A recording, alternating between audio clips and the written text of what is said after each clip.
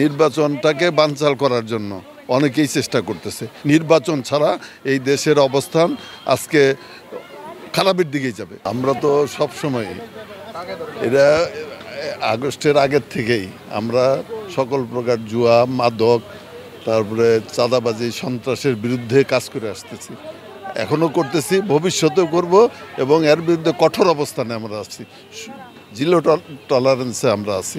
কাজে এই ব্যাপারে আমাদের কোনো নেতা বা কোনো ব্যাপারে কোনো ত্রুটি দেখাইছে কিনা আমার জানা নাই। তো আমরা খুব কঠোর অবস্থানে আছি এবং যাদের বিরুদ্ধে অভিযোগ ইতিমধ্যে আসছে তাদের বিরুদ্ধে কিন্তু ব্যবস্থা নেওয়া হয়েছে।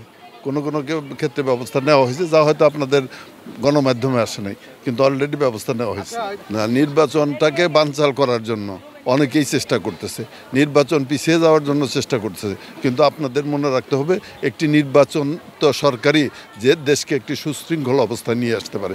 নির্বাচন ছাড়া এই দেশের অবস্থান আজকে খারাপের দিকেই যাবে। এলএমই সার্টিফাইড বিশ্বসেরা কপারে তৈরি ওয়ালস এন্ড কেবলস, যা আপনার স্থাপনাকে রাখবে সব সময় নিরাপদ।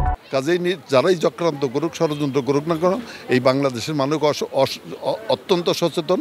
আমরা সকলকেই নিয়েই আমরা সেই ষড়যন্ত্র প্রতিহত করেই যাতে সঠিক সময়ে নির্বাচন হয় এবং সরকারও নির্বাচনটা সঠিক সময়ে দিতে বদ্ধপরিকর, সেই ব্যাপার আমরা সচেষ্ট থাকবো এবং আমরা সক্রিয় থাকবো।